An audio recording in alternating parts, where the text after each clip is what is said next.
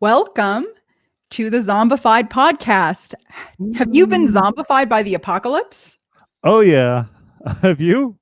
I have been pretty zombified by the apocalypse. I mean, in more ways than one. There's sort of like the actual apocalypses that are occurring, and then there's kind of thinking about the apocalypse. Both of those are pretty zombifying. This is a big change for us this season because we've gone from talking about the hypothetical apocalypse like last season, just like 6 months ago, and all of a sudden, here it is. And so yeah, here we are. So welcome everybody to the Zombified podcast. We are your source for fresh brains. This is our episode launch of season 3, which we're super excited to share with you. I'm your host, Athena Aktipis, psychology professor at ASU and chair of the Zombie Apocalypse Medicine Alliance. And I'm your co-host, Dave Lundberg-Kenrick, Media Outreach Program Manager at ASU, and brain and apocalypse enthusiast. So. And we are super excited to have some of the guests from our first few episodes on the show with us today, and also some of our production team for the Zombie Apocalypse Medicine meeting and Channel Zed. So I really can't wait to jump in with everyone and start talking about what we have in store for season 3, and also what Channel Zed is going to be like, and the ZAM meeting that's in just 2 weeks. Let me just jump in real quick because that's a lot going on, and just in case anyone's listening in for the first time. So we're launching the first season of our podcast, and then 2 weeks from now, we've also got Channel Zed, which is all video content. We've got a bunch of different shows, and so we're going to talk a bit more about that throughout today's episode, but a lot happening. So yeah, and all of that is Channel Zed is part of the Zombie Apocalypse Medicine meeting. And so if you want to join us, you can go to zombiemed.org and register there. But I think we should jump in. What do you think? Should we jump in with our episode? Here we go.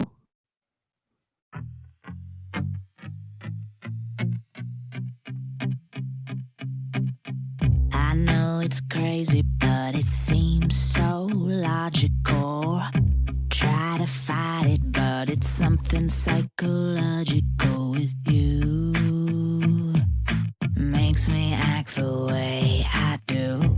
I'm not trying to be over analytical. Retracing time to remind myself how ugly this could be. But something else is taking over me.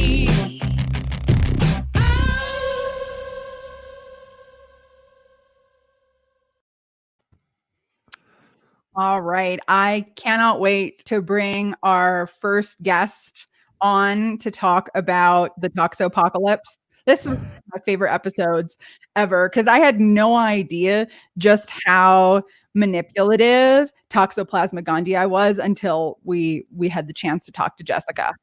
Yeah, I mean, we knew it was kind of gross, but it is really amazing how much it sort of takes over. So it's wild. So, all right. Well, Jessica, welcome. It is amazing to have you here with us. Could you introduce yourself in your own words and tell us a little bit about the Toxopocalypse? Yeah, for sure. So I'm Jessica Brinkworth. I'm an assistant professor in the Department of Anthropology at the University of Illinois Urbana-Champaign, and my lab studies the evolution of immune systems, and specifically around questions of severe infection like sepsis or like the parasite Toxoplasma gondii can sometimes manifest. It's such a big issue, and it's sort of crowded out a little bit now by another very famous pathogen. So where would you like to start with Toxo? Well, why don't we start with, what is it exactly? Where does it come from?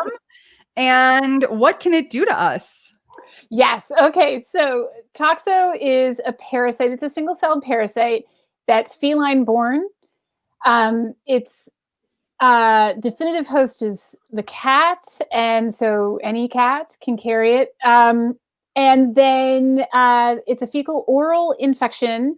So in cats, it comes in through the mouth. It goes out the other side of the gut tube. So Jessica, basically, cats are taking it in and they're pooping it out, and then sometimes humans get infected when it's not inside the cats. No, exactly. So then there's intermediate hosts like just about every other warm-blooded vertebrate, including humans and rodents. And when they get infected, it's a systemic lifelong infection, whereas it's a transient infection that's in most cat species not pathological. In humans, most people are asymptomatic unless they're immunocompromised, but there are lots of animals on the planet that it develops into a severe necrotizing infection. And what does that mean exactly, that it develops into a severe necrotizing? Yeah, it's pretty infection? gross. So one of the things that Toxo does really, really well is that it spreads systemically throughout the body. It has very few cellular boundaries and it has very few species boundaries. So it's a really successful parasite. In animals that, for whatever reason, cannot control it's really unclear, certain aspects of what the parasite's doing, that systemic spread is associated with like rotting tissue. They take on a lot of bystander tissue damage. And they take on a lot of bystander tissue damage. And as a result, they literally have this big rotting infection that's very serious. And they die in like 3 to 5 days. That sounds kind of zombie-esque, actually, like a severe necrotizing infection. Yeah. Oh my God. Everything about this thing is zombie-esque. So like starting from the cells all the way up, or I suppose you could think about it from the host all the way down. So like a lot of other parasitic infections, it's associated with hyperactivity and changes in behavior. And those changes in some mouse experiments have been demonstrated to continue on even if the mouse has been cleared of the infection. And this probably has something to do with the messing around of inflammation in the host. Wait a second. So Toxo is changing host behavior somehow. Oh yeah, yeah. There's lots of data on this. It's not completely consistent. It's just known that it's making these big changes. But some of these big changes include mice liking cat fur more, like hanging out in cat fur, given the option, in a controlled environment, becoming possibly very excited by the cat fur and showing a greater willingness to mate. You're saying that the cats actually kind of get turned on by the rodents get turned on by the cats, even though the cats are trying to eat them. Yeah, that seems to be part of it. So that's like one of the more fantastic findings, but there's other things too. So overall, in rodents, when they're infected, we see this like down. I think about genomics all the time, so I tend to say things as downregulation, but we see a disappearance of like neophobia, meaning like they become like fear kind of gets suppressed and they become way braver. So they're more likely to be out in open areas. They are more likely to behave in such a way that would allow an animal like a cat to prey on them. So there's that. And so there's this model that or a narrative that exists that suggests that there's been this coevolution between the parasite, a mouse, and the cat, such that these animals end up behaving in such a way that benefits the parasite because it keeps ending up in cats. And cats are important because that's where the only place that the toxoplasma can replicate in such a way that it generates a lot of genomic diversity, whereas like an intermediate host, it just sort of gradually changes over time. But there's so much more, you guys. Okay, oh my God, it's been associated with things like being more likely to be an entrepreneur. Sorry, my hair is in my face. It's been associated with like having problems hearing such that you have auditory hallucinations, more likely to be in car accidents, more likely to commit self-harm. There's Jessica, do you think like having a toxo infection would make you more or less likely to survive the zombie apocalypse? Oh, and okay, so what kind of zombies are we talking about? I think it completely depends. If we're talking about cat zombies, then you're probably done. I think it might be over. But if we were talking like our current situation, I've been wondering about this like very seriously for a long time. We know that toxo gets an upper hand in severe infections. So advanced HIV patients will end up with Toxoplasma gondii brain plaques. And when normal host responses are suppressed for any number of reasons during another very serious infection, toxo does well. So in our current apocalyptic circumstances, if someone were to be ill with SARS-CoV-2, I suppose the immediate concern, if they're progressing to severity with that, would be, oh my God, this is a severe pneumonia. Oh my God, they might progress to sepsis. But outside of that, there's the possibility that toxo also gets an upper hand and makes the infection more complicated. Okay, wait. So it's zombies, more things. Can I just really quick tell you? Because I spend most of my time like prodding cells in the lab. And so this is the stuff that I think is just really wild. It needs cells to take it from the gut out in intermediate hosts out to all of these other tissues. And so it seems to escape probably by using immune cells like monocytes or macrophages to like get out. And these are just, I could go into explanations. So these white blood cells, a lot of them are lining the outside of the gut. But oh my God, so much more than that. It does this thing. This is for me personally the weirdest thing that it does. It has many, many mechanisms by which it escapes immune responses, and has many, many mechanisms by which it escapes like cellular immune responses, like the responses that are happening inside a cell. And one of them is it like will pull all the cell organelles around it, like in kind of duck and cover. So it's like cloaking itself. Yeah, and this requires like just an extraordinary amount of changes to like the architecture of the cell cytoplasm. Like this is a really sophisticated technique. It doesn't necessarily work very well, but it's something that it does. Jessica, to me, one of the things that's so amazing about toxo, and that, you know, we have the chance to talk about a lot more in the episode, is this sort of multi-level zombification, right? That goes on, right? You have the cellular level zombification, you have the zombification of the organism, and then you have the sort of like zombie apocalypse, like ecologically speaking. Oh my God. Yeah, no, that's the worst thing, right? So it is so hardy as an organism in its egg-like form and oocyst form. It's resistant to most antimicrobials. It can take these big temperature and humidity shifts in the environment, and as a result, and it can live for years. That's the other thing, is that it's all over the place. It's right? literally all over the place. Yeah. For a variety of reasons, including and probably most closely tied to humans' deep affections for pet cats. And but it's also in all sorts of wildlife, right? That's something that for me was really surprising that I learned from you, is how, you know, even whales have Toxoplasma gondii. Yeah. So it's really disturbing because, okay, so I think I said this in the interview too, all roads lead to the ocean, right? If you flush a toilet with cat feces in it, if a cat poops near a stream, whatever, all that is eventually going out to the ocean. And so in the oocyst form, it's sitting out there in plankton, which means that like for a lot of other organisms that rely on that, it can go all the way up their food chain.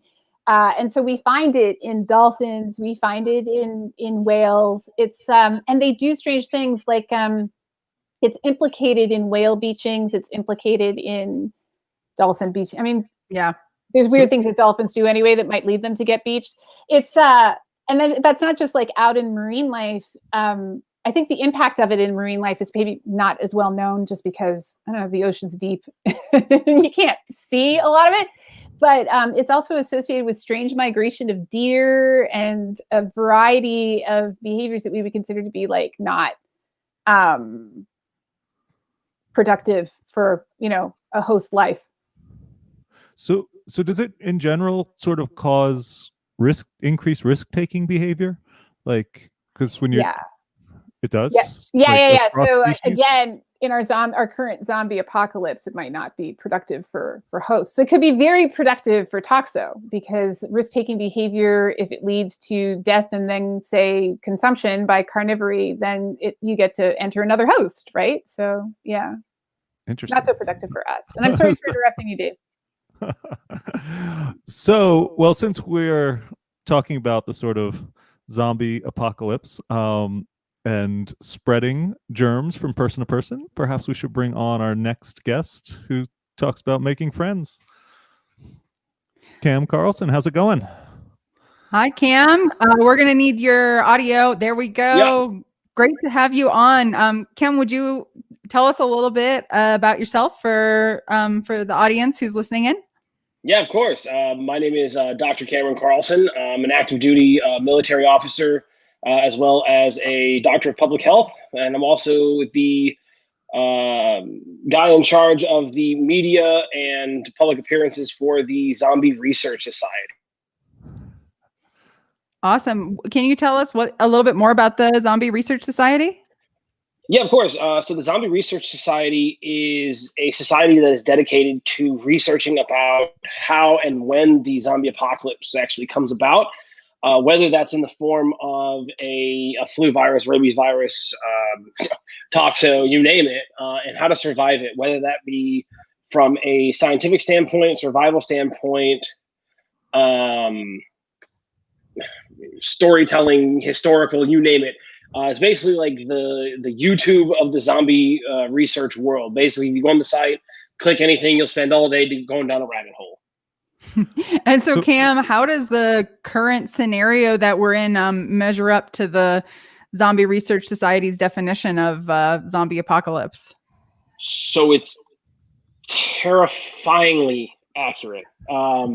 With SARS-CoV-2, you see a pathogen that has spread worldwide in the course of months. I mean, exponentially rampaging through the world. The only difference between this and what the Zed virus would do would be the Zed virus would be highly high mortality, high morbidity, just like this is high morbidity, but low mortality.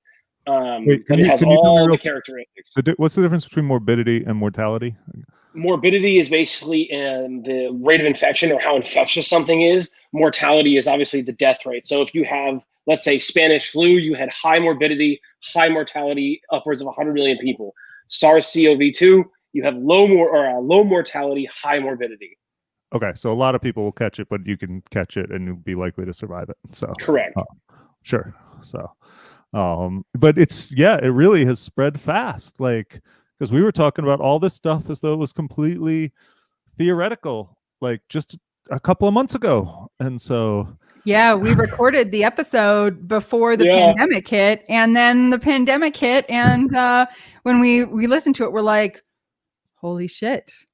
Yeah. Well, if you remember, we were talking about it, and a lot of people were getting sick back then because this SARS-CoV-2, the whole thing, wasn't really put out there until, what was it, like November, December timeframe that said, yep, this is SARS, this is a rhinovirus, this is the coronavirus that we've seen with SARS-CoV-1. But back in October when I was there with you, it was like, oh, no, you've got a cough, you've got pneumonia, here's some Motrin, some vitamin M, smartly, you'll be fine. It wasn't until like 2 months later that everyone was like, oh, yep, SARS-CoV-2, we totally screwed this one up. So, Cam, one of the things that we talked about a lot in the podcast is this question of, how do you kind of make that team for surviving in the zombie apocalypse? And so what for you, like, what are the most important things about, like, who belongs on your Z team? In the zombie apocalypse, who do you want on your team and why? And, if there are specific people who you'd call out, or maybe you don't want to say it live, but we want to know, how do you put together your Z team? So, yeah, good question. So the number one thing that you want on any team is the willingness to go that extra distance, the willingness to survive. If you don't have that, then you're absolutely useless to not only yourself, but to everybody else around you. The second thing is that, you always go into, like, you ever heard the phrase, too many chiefs, not enough Indians? Well, there can only be one alpha, there can only be one leader. So that would need to be established ahead of time. The other things that you need to look at is the psychological profile of the individuals with you. Are they paranoid? Are they skittish? Are they loud? Are they boisterous? Things like that. Because that's, loud and boisterous, not so much of a good quality in a zombie apocalypse, but maybe some other time. But then you also want to have the pragmatics. You want to have the scientists. You want to have all these people that can look at a situation and go, okay, I see the pros, I see the cons, and I see the middle. What are we going to do to mitigate the risk in order to make it through this situation? So basically, it's a combination of a lot of different aspects. And if I had to take it my way, I would. All right. Because we're losing your audio a little bit, Cam, but maybe I can turn this question around a little bit to ask, so in the zombie apocalypse now, what do you think of individuals who are more willing to take risks? Is that a good thing or a bad thing for your Z team? I think it goes both ways. In order to be able to make the big rewards, you need to be able to take the risk. So if you need food and the only way to do it is to go into an unknown location, such as a grocery store where you don't know what's in there, to accomplish that mission, then you need to take those risks. However, sorry, go ahead. Well, I was going to say, so, if you are infected with Toxoplasma gondii, does that make it more or less likely that you'll get chosen for, being on your Z team? Well, considering you've got probably about 30 days from what Jessica just said, then I'm saying that, you always need a slow person. So you're likely to be on the team. I thought I was getting ruled out of the team because of my boisterous nature. No, absolutely not. Absolutely not. It's very possible it's because I'm going to be the slow person. It's interesting, because when we did the Toxapocalypse, we've sort of talked about how Toxo actively changes the behavior of the people it infects. And when we did the Z team, we talked about sort of building friendships. But now we're in this situation where everybody, the pandemic has hit. And I think it's changed our behavior a lot, not necessarily by taking over our brains, but it's really changed how people act. And even things like this risk, who's willing to go to the supermarket, has become a real sort of thing. And it's also when we did the Z team thing, we talked about building the Z team, but I've noticed sort of the challenges in sort of maintaining relationships have been really tricky, and so I was curious about what you guys thought about how to not only build a Z team but maintain a Z team through this thing that's totally changing the way everyone acts. So well, if we remember back to the last ZAM, the actual physical ZAM that we did 2 years ago, that was one of the questions that came up. How do you choose the team, and how do you, keep those members there?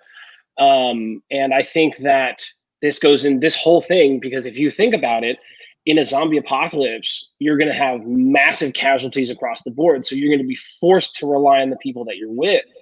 Here, in my opinion, that you have, because it's low mortality and people are more concerned about Fuddruckers being open, the people that you come in contact with, you're not forced to stay with those people. So from a psychological standpoint, you're like, well, I can hang out with you, but I don't have to, because the chances of me being a healthy individual and a certain age range, it's not a big deal for me. So it's a completely different mindset. I mean, I have noticed with myself, it's I still hang out with my family, right? Good. Dave, keep it up. Yeah. Right? I haven't kicked the kids out on the street. But I mean, even when, because people talk about these sort of quarantine pods, which are sort of these little Z teams that we're building. And I find that it's people my parents, and my brother and things, I'm still hanging out with them, but then other people I'm being much more cautious about. And so it really has changed. I think it's the opposite of Toxo for me. Now I'm afraid to hang out with anybody. One of the things that is, I think, interesting about thinking of those Z teams right now is that we're really kind of, I think, grouping with people who have similar risk preferences with us and disease avoidance behaviors, right? I mean, and that's really the essence of like your, who are you having in your pod is, well, you have to agree. Like, this is how, these are our zombie precautionary behaviors that we're all going to engage in, right? Could I gently suggest that then you might want to have a bunch of microbiologists? Yes. Right? Or like people who are used to like cleaning everything to like the nth degree. Yes. That seems like a wise approach. So I have to say, one of the things that comes up in this episode that we did with Cam is sort of the question of like what you do when things get really bad, right? So, I think generally we're a little bit lucky with this zombie apocalypse that it's not the worst possible zombie apocalypse, right? But like when things do get really bad, how do you maintain those relationships with people and maintain that cooperation? I mean, it takes a whole lot of trying. You girlfriends, boyfriends, wives, husbands. I mean, let's just you live with those individuals. You know their proclivities. You know everything about them, and there are times you just want to be like, I'm going to strangle you. But you live with that person. You know that person. Can you imagine doing that with complete strangers? But it comes down to, again, it goes back to the whole, I know I'm okay by myself, but from a psychological standpoint, I'm better off with people because not only psychologically do I need that, but strength in numbers actually makes a difference. And going through those whole scenarios, it really comes back to how do I survive with these group of people that I don't know? And you have, like you said, like-mindedness, driven and mission-oriented. That's what's going to hold a group together. Yeah, that makes a lot of sense. I've noticed, I don't know if you guys have noticed this in your relationships since the quarantine, but I do find that a lot of the times when I'm interacting with other people, it is much more mission oriented. It's like we do far less like board game nights or anything like that, but we still do a lot of like, hey, like let's like even this, like Zombified, like putting together a project. Like I've spent a lot of my time trying to figure out ways to be useful. And I think I'm guessing that's not a behavior change that's unique to me. Like, I don't know. Have you guys noticed any sort of like similar changes in your behavior? Oh, yeah. I mean, my wife notices it because since I haven't had to go to work full time for almost 8 months, it's like time to be useful, Cameron. Figure it out. But I will say, on the other hand, if you look at the change that people have made with the whole Zoom thing beforehand, it almost went the opposite direction. Before it was like, well, people, we see our family members that are living in different states, Christmas, Thanksgiving, Easter, you name it. But now, or at least, 2 months ago, Zoom calls were every week where the entire family got together in front of the computer with drinks and talked about their week and all that stuff.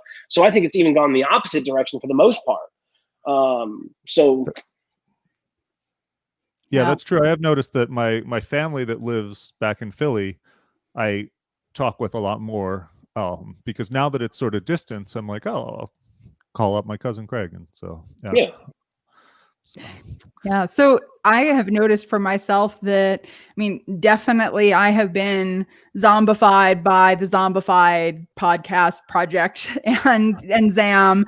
And it's actually been really, I think, an important part of like how I've been dealing with the apocalypse that we're in is having this project, having this, thing that we're all working on together to try to communicate, to try to make some sense of this crazy moment in time, these apocalyptish times, if you will, that we're in the middle of. And it's been amazing working with you, Dave, and Ilana, and Erica, and Joe, and Carl Flink. And maybe we should bring some of them on. We can talk a little bit about Zam and Channel Zed.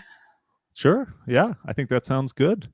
So let's see. Do we want to bring Erica on? Okay, Erica O'Neill. So, Erica, it has been amazing having you helping out with so many different aspects of Channel Zed and getting the zombie apocalypse medicine meeting ready to go. Just a reminder to everybody, we're having that meeting in just 2 weeks. It's October 15th through 18th. Erica, what's been your favorite part of working on Channel Zed and Zombified? I think one of my favorite parts so far has been the diversity of speakers and topics that we have, because we have not just the classic zombies that appear in horror, although we do have people who specialize in those sort of horror films that will be at the Zombie Apocalypse Medicine meeting and who have been featured on the podcast in the past. But learning about real life zombies that are microscopic, like Toxoplasmosis gondii. And thinking about how you're zombified by the technologies around you every day that you use. So, I mean, taking a big, broad net and casting everything that you can capture zombie related is really interesting to me. And I think that that's my favorite part about working on both of those projects. Awesome. And Erica, can you tell us a little bit about yourself and your background also? Sure. I am a researcher in the Lincoln Center for Applied Ethics here at Arizona State University. I have a PhD in biology, and I do history and philosophy of science. So I'm looking at kind of how disease states and emerging technology get regulated at the federal level, which is also pretty applicable to things that are happening right now. So that's my background in history, but I'm also a project coordinator, and I really enjoy doing that aspect with Channel Zed too. Yeah. So, Erica, I have to ask your opinion about something. How open do you think the Lincoln Center for Applied Ethics would be to changing their name to the Lincoln Center for Applied Zombie Ethics? Ooh, I don't know. I mean, there's a big debate on zombie rights activism boards right now about the sort of individual rights versus the rights of the community, and sort of how you go back and forth and kind of prioritize whose rights get to count at what time. So I think right now we're going to keep it the Lincoln Center for Applied Ethics, but we'll see how far the creep and the reach of this zombified project goes, and then we can talk more later about that. That makes a lot of sense. Erica, so you are the co-host of one of the shows on Channel Zed. Do you want to tell us a little bit about that show? Absolutely. The show is Eat, Pray, Run. And it's Prey spelt Prey. It's with Rob Dunn, who is the host of it. And he is fabulous at generating all sorts of questions and topics. The theme of the show is kind of like slow food in the apocalypse take on a cooking and sort of wellness show. So how are you going to feed yourself? How are you going to create community around food in the apocalypse? It's sort of like, how are you situated in the environment around you? Do you know where you can go to access different sorts of resources? So it ties in really nicely with what Cam is speaking on too. And Jessica with the situational awareness and getting your Z team together. Everyone gathers around the table. So that's kind of how we are conceptualizing that. Yeah, I personally like to think of it as the anti-cannibalism show, right? There are other things you can eat besides, human brains. So absolutely. Oh, I thought this was like the how to cook people. Is this not? I mean, no, brains are too keto for everyday eating. If you just have all that fat and protein, then I don't think you're going to go too far in escaping the Zeds. So you got to maintain some of your humanity. There needs to be some sort of distinction there. Also, I've heard eating brains is maybe a disease pathway. Is that right? Yeah, for spongiform encephalopathy, right? So for a variety of prion-related diseases, like mad cows. So eating brains can actually turn you into a zombie in a sense. Eating brains can give you something very serious that leads to, I guess you could think of it that way, yeah. Kind of. But it goes so well with Chianti and fava beans. Yeah. So, Erica, what are the limits of what you would consider eating in the zombie apocalypse? I mean, I think that if you're hungry, almost anything goes. There's food all around you all the time, and it just depends on the level of your hunger and the state of how you can process the things around you. So I'm a happy bug eater. I'm a happy organ eater. head to tail, snout to tail eating is the new kind of farm to kitchen eating in the apocalypse. So almost any part that you can eat, you should. Don't waste anything. So, are you actually going to tell us how we can eat bugs? Like, that sounds kind of. I mean, gross you're going to and have to awful. tune into the show during the All right. the zombie apocalypse medicine meeting, the 15th to the 18th, to find out. So, as people watch, should they bring like a bowl of bugs and brains to like cook along, or will what do you recommend? So I'm hosting a couple workshops called Controlled Decomp Fermentation in the Apocalypse. So if you are interested in how to extend the food source and the food stores and sort of the life of the food around you that you have gathered, feel free to register for the conference and tune in, and you can learn a little bit about that. No bowls of brains required. All right. Well, I think it's gonna be a lot of fun. I can't wait. So Agreed. So so- we have an amazing next guest who we're going to bring in, Ilana Rein, who is the director of Channel Zed. And she is also a filmmaker. She makes feature films. She makes short films, extremely creative person. So Ilana, welcome to our launch episode for season 3 of Zombified.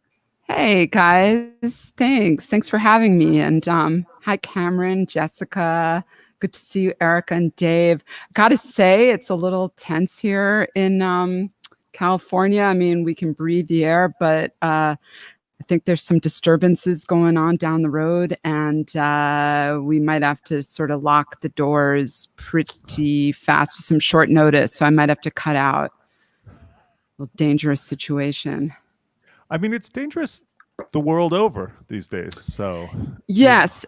And I'd love to hear some reactions from you guys to this breaking news that is actually pretty fresh off of the Apocalyptish Times, that it's not totally confirmed, but I hear that the leader of the apocalypse denier movement has come down with a case of the disease, and he's been airlifted to a hospital, and that might cause some chaos in the streets, even on top of our current apocalypse. So I don't know if you guys heard the news or want to comment on it, or if we're still in the rumor phase. I mean, honestly, I've been reading the news all day. I've pretty much read the news like half my time.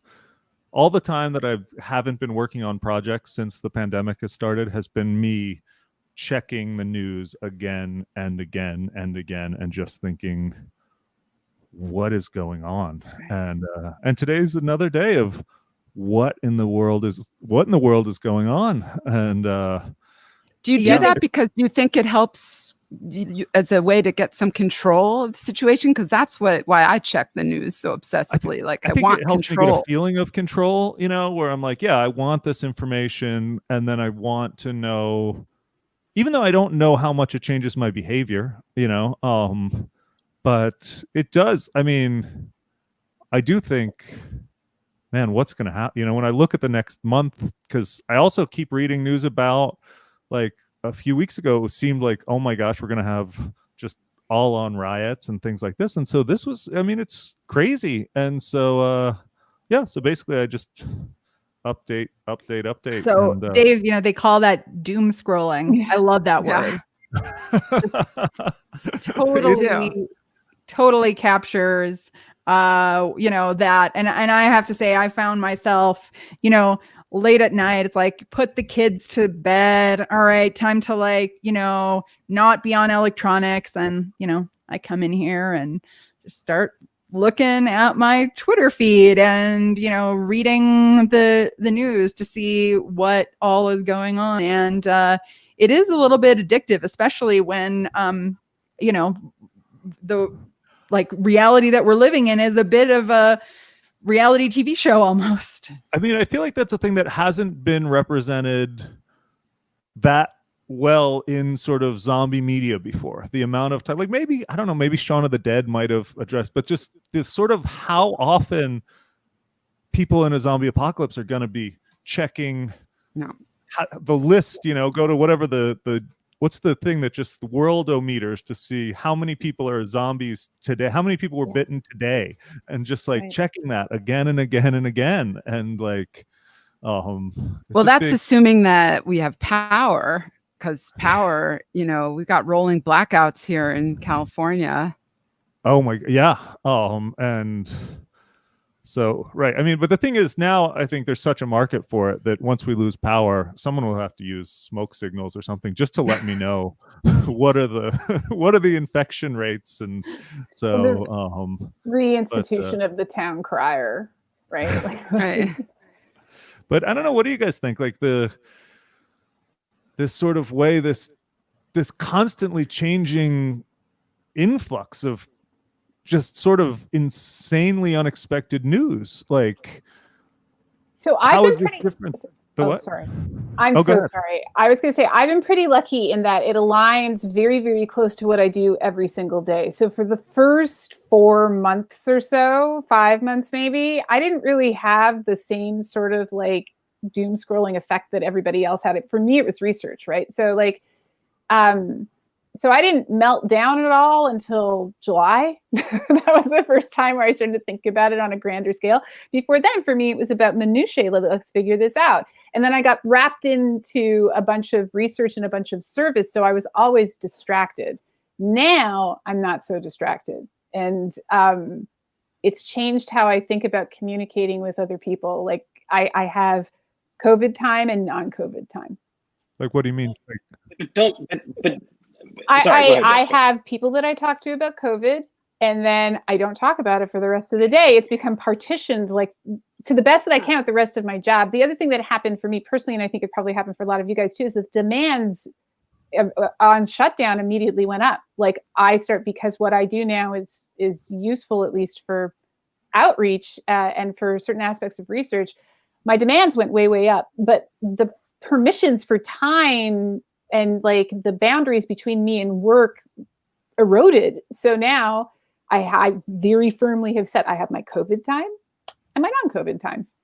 Well, what's really interesting, and maybe Jessica, you maybe back me up on this one, is that when you're talking about people wanting news and like watching the news and things like that, it depends on what news that you watch and where you get your information from, because in Jessica's field, in my field of public health, I can tell you how many times that my opinion or my background has been utilized to answer a question about the current environment.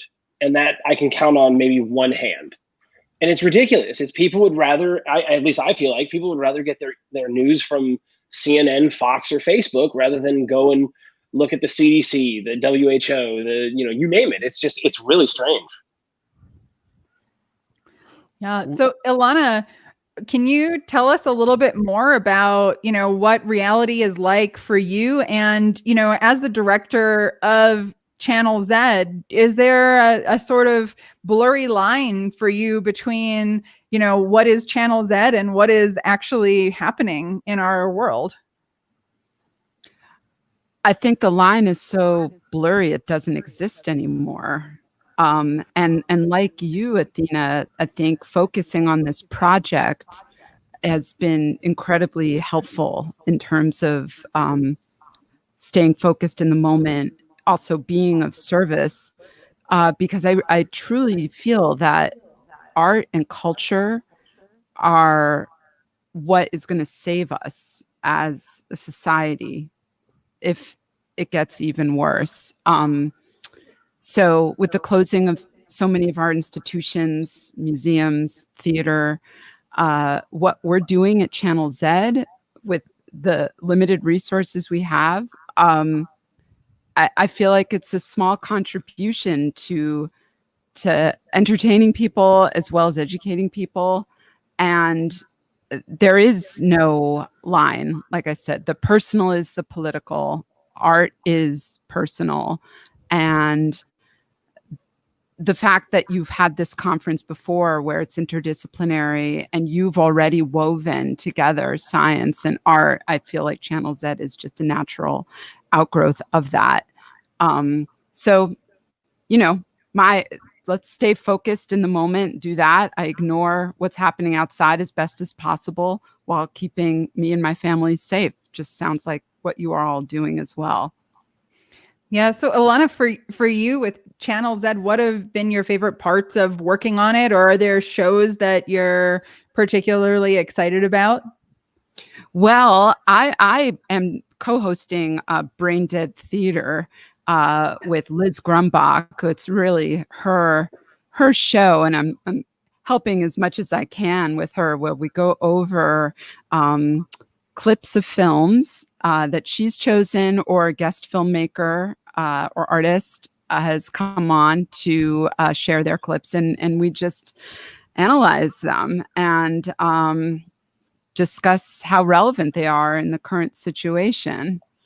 So that's what I'm part of. But in terms of the other shows, I really love Erica's Eat, Pray, Run, just for its sheer practical advice. I mean, like how to make bread without yeast, right now, how in the beginning of all this, there were shortages on supermarket shelves. So we had to be creative. We're all a little spoiled here in America. We're all used to getting everything we want immediately, having 10 different types of mayonnaise to choose from. And, that's just not going to be reality right now for a lot of people. So Eat, Pray, Run.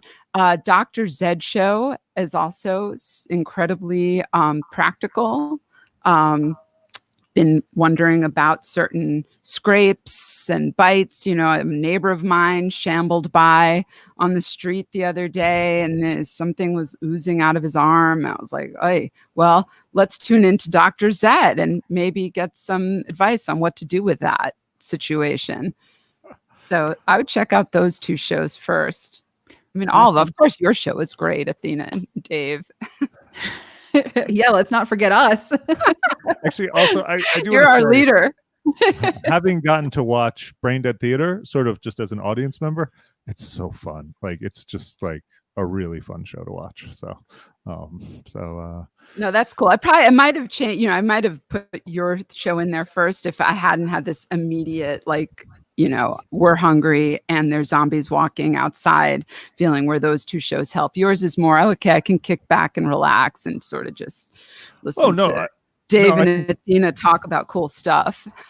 Here's a little screenshot from our show Undead Live, which is going to be basically the news show that carries us through the zombie apocalypse during ZAM. So hopefully Dave and I will make it through without becoming completely skeletal. Well, we need to make sure that we actually do eat in between segments. So I mean, it would be really dramatic if, I guess we won't be in the same room, because as I say, it'd be really dramatic if one of us is turning into a zombie halfway through and the other person has like that moral dilemma of how long do I keep this person around for?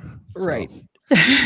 So, Ilana, I have to say that one of my absolute favorite shows is kind of our newest show concept, which is Unreal World. So this is a reality TV show that is kind of unreal.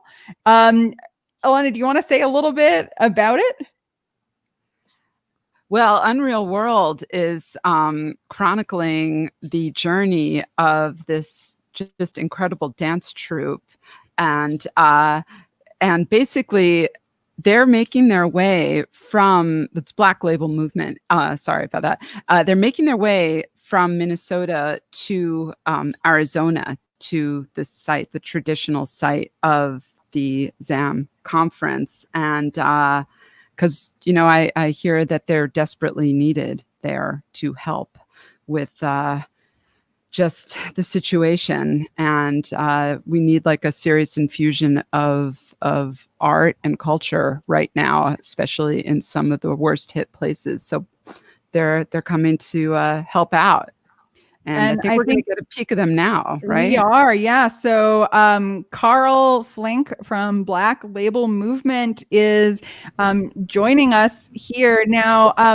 Carl, are you able to tell us a little bit about where you are and why you're in these suits? Can you hear me, Athena? Yes, I can hear you, Carl. That's great. Well, we're here in our Minneapolis COVID bubble, utilizing our safety gear that was recommended by experts to us.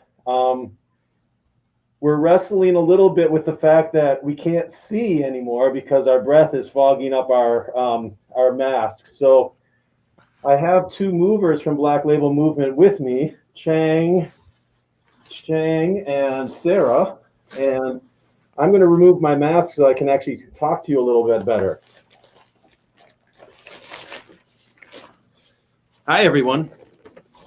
Hi, Carl. Hi, Carl.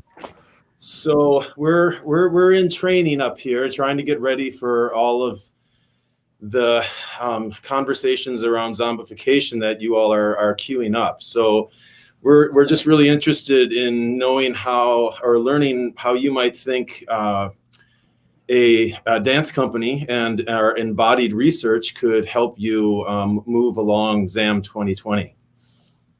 Well, Carl, it's so amazing that you and your movers are part of ZAM, and that you're going to be making your way here, right, in an RV, so that you can help us sort of deal with the zombie apocalypse that we're all in the middle of, and bring some of your skills to help us kind of wrap our heads around it, or our brains, and I guess our bodies as well.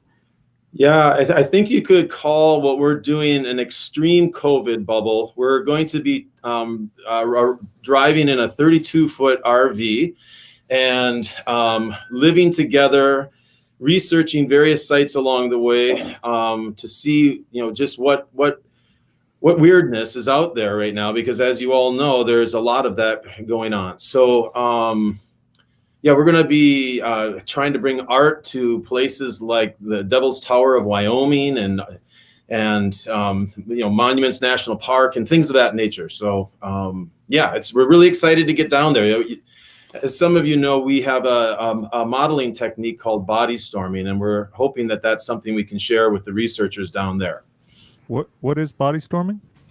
Yeah, so body storming is a technique for modeling using bodies and choreographic strategies to fast prototype the research for biologists. So we've been doing that with biomedical engineer David Odie here at the University of Minnesota. He's a cancer researcher. And so what we do is we all come into a dance studio and we get as many people as possible. And then David gives us various rules and directions in terms of what he thinks the function in a certain cellular event is, and then I, as the choreographer, or some of the movers, will actually make proposals for the rules, and we create a model using human bodies, space, and time to make a model in about 5 to 10 minutes. So a lot faster than programming a computer software would take.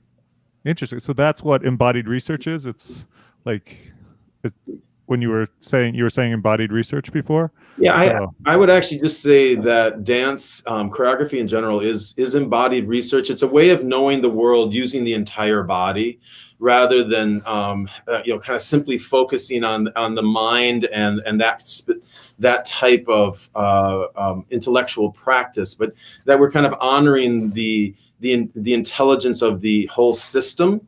And that's one of the things that I think body storming and movers in particular bring, because they're highly trained both physically and also in terms of the process of listening to the research of the scientists to process what we're doing in these body storms. And so what was fantastic about it is, if you can imagine, a scientist is sitting outside of their model and they're looking at this model manifest. But then one of the great things we can do is we can actually pull the scientist into their model, and they can experience it from the inside out. That's awesome. And I had such a great time. Actually, before the zombie apocalypse hit, Carl came to ASU to do a body storming session with our research group about cancer and other related topics. And some of you might know I actually used to be a professional dancer, but social dance, and I did a little improvisational dance too. And it was one of the funnest days of my life, Carl, when you came and put together that workshop. And I actually, got to be part of a cell membrane. And so I thought it was amazing and really fun and also really insightful. It does make you think very differently about the processes that, usually you just think of abstractly in your head. But when you actually have to instantiate them, and, as someone who does computational modeling, I'm programming models all the time, right?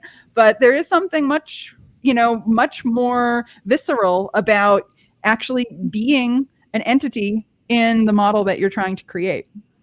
Yeah, I mean, as a scientist, how often so many scientists are working with materials or concepts that are at the microbiological level, or very small, or even enormous astronomical theories, that the idea that you can actually enter this and bring that knowledge to the fore, that you have both in your mind and also your body, I think is something that really has the potential to shift thinking and give new perspectives to various researchers. And we've certainly found that to be the case. We've actually done this technique with probably now over 30 different scientists from various different fields.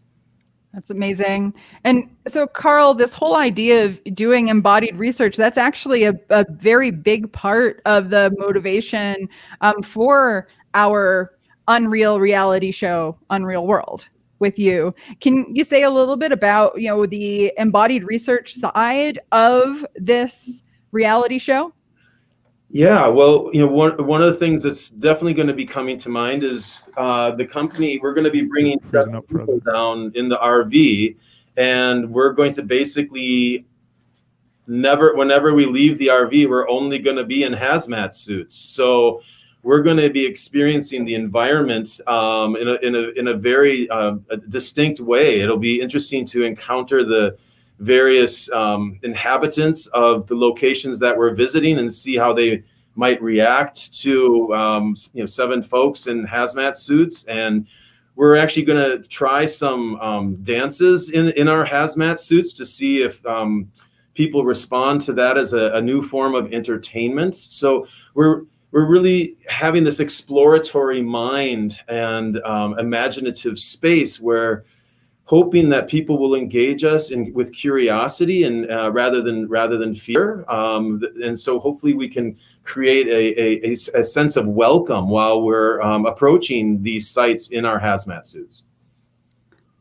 That sounds absolutely amazing, Carl. And I do hope that as you are making your way across, we will be able to, have you live stream with us and tell us about how it's going, and maybe show us some clips of how it goes when you're performing, or even just, leaving your RV in the hazmat suits. Yeah, we'll definitely be sending you daily reports and video clips from our various research sites and our encounters. We also plan to kind of have a daily log about the experience that each mover was had during that particular day, because as you can imagine, driving across the United States during the pandemic is going to be have a lot of sense of pressure and maybe some anxiety around it. And then just the fact that we're always going to be in hazmat suits when we leave the RV,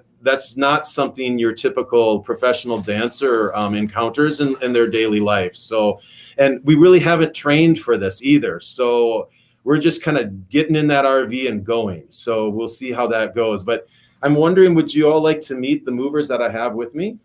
Yeah. We would love to meet the movers that you have. So because we want to keep in our protocol, I have to put my mask back on here. All right. Next to me is I'll let you introduce yourself. Come on. Okay, you go ahead. No. Next to me is mover Sarah McCullough, and she can share a little bit about herself. Yeah, take your mask off there, Sarah. Yeah. Go ahead. Yep, Hi. My name is Sarah. I'm a mover with the company. This is my second year performing with Carl on Black Label Movement.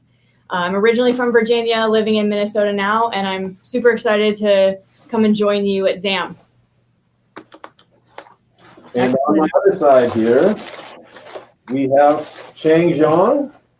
Hi, it's really hot in here. I'm Chang Zhang. I'm one of Black Label Movement's oldest mover right now. I've been with him since 7 years.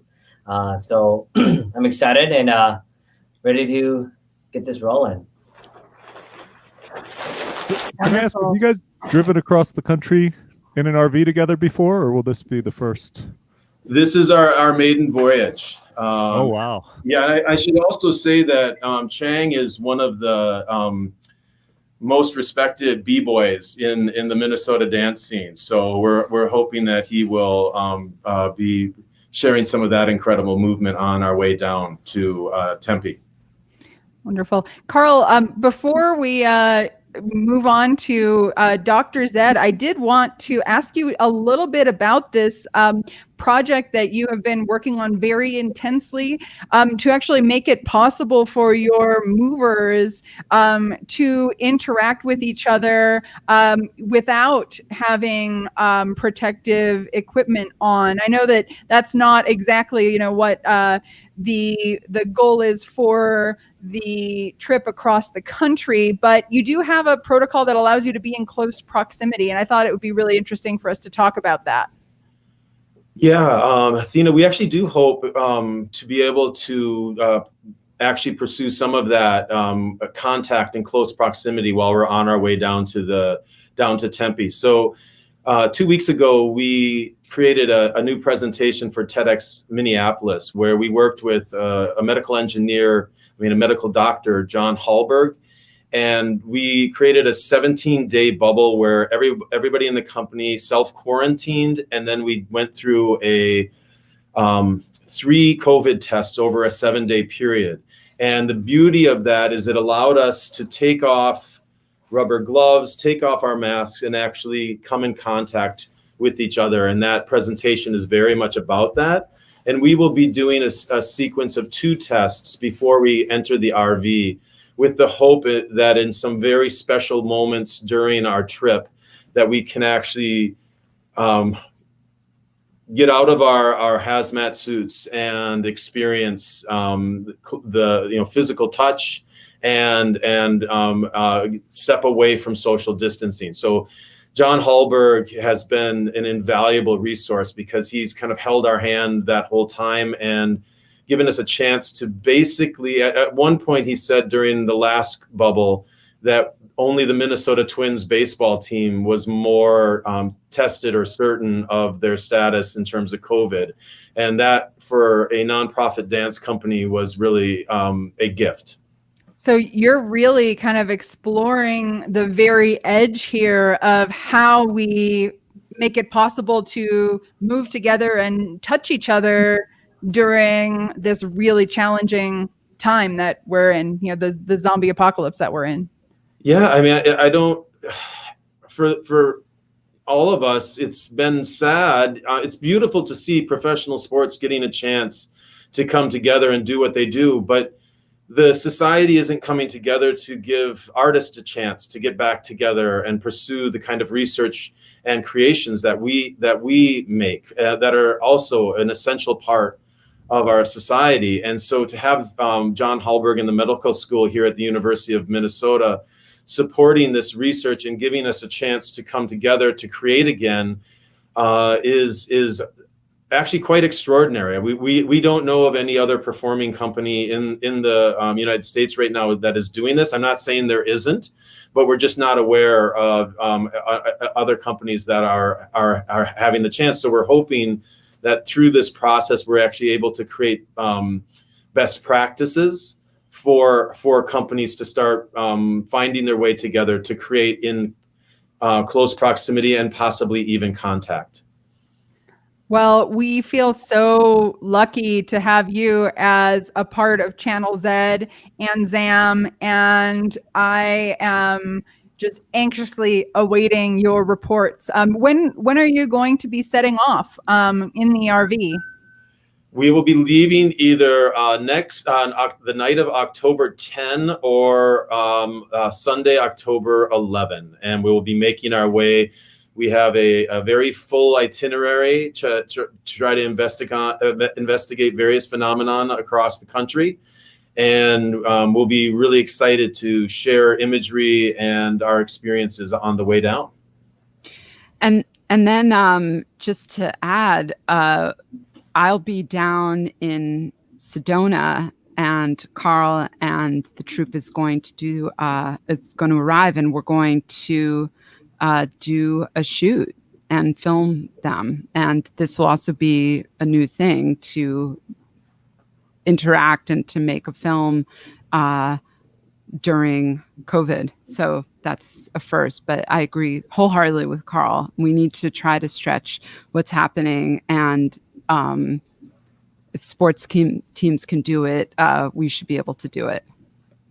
Yeah, so Ilana, as a filmmaker, your life has been completely upended by this as well. So this is, in a way, a bit of a return to some kind of normalcy of actually being able to do a shoot with Carl, Flink, and Black Label Movement.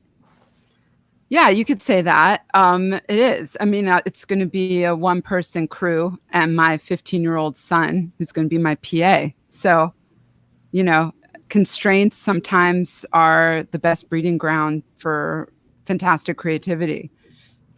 And I should emphasize that even though we're having fun with this, of course, we are taking all of these protocols extremely seriously. The company, as Chang has been with me for over 7 years now, and we have other company members who have been here for 9. We are a very close-knit community. And so their health and safety are paramount. And so none of this is being done kind of frivolously. The protections and precautions we're taking are at the highest level that we can find right now.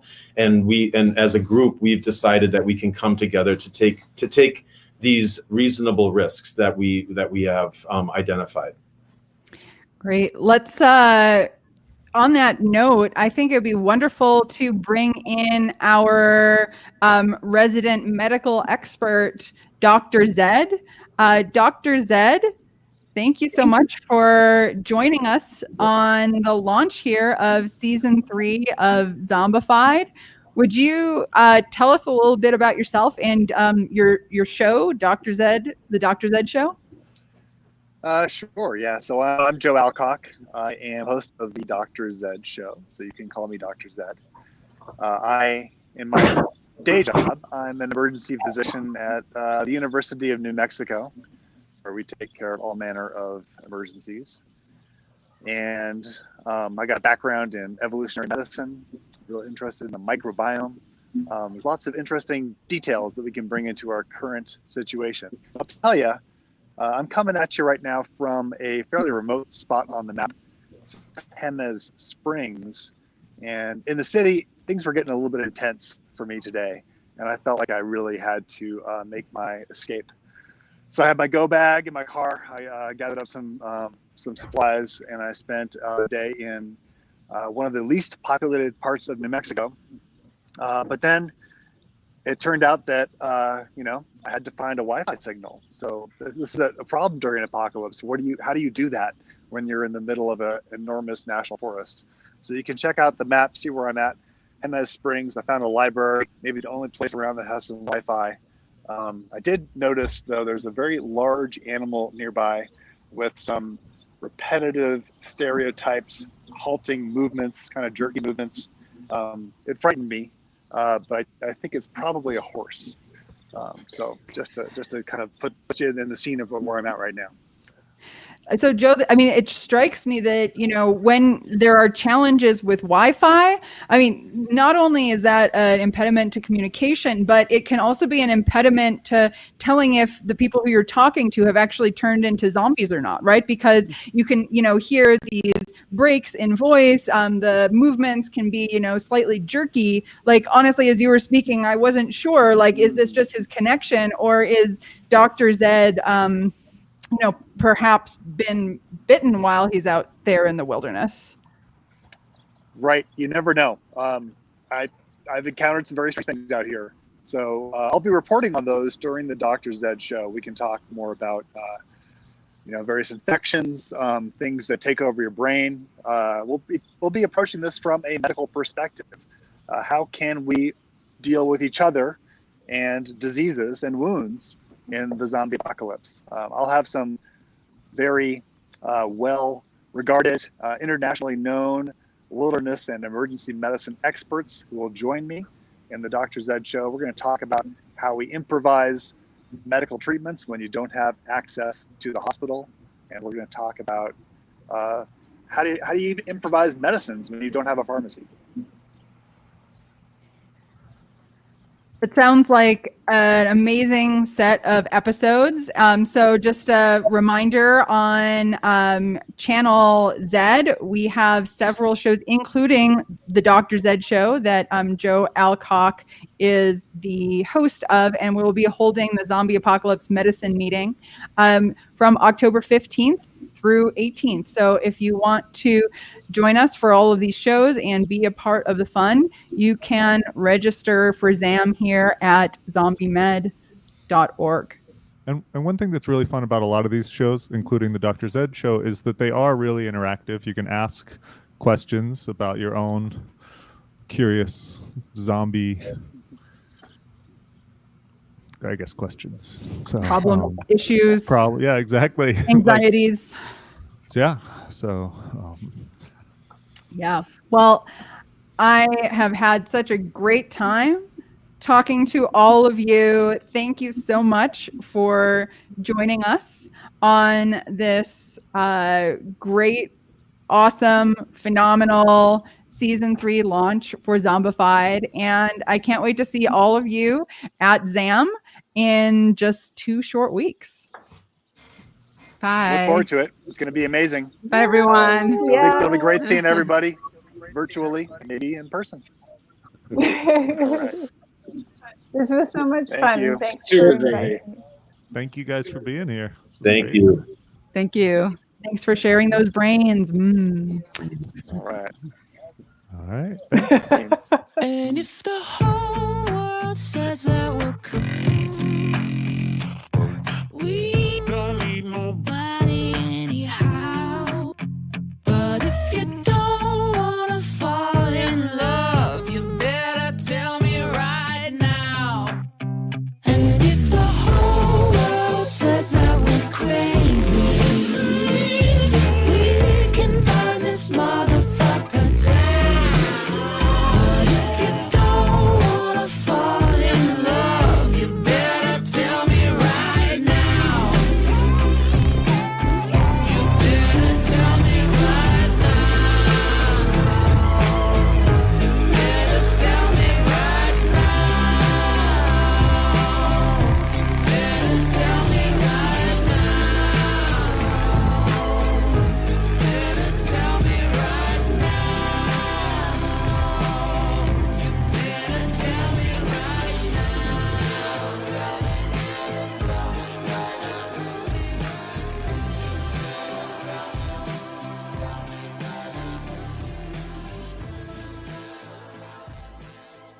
me right Zombified is a production of Arizona State University and the Zombie Apocalypse Medicine Alliance.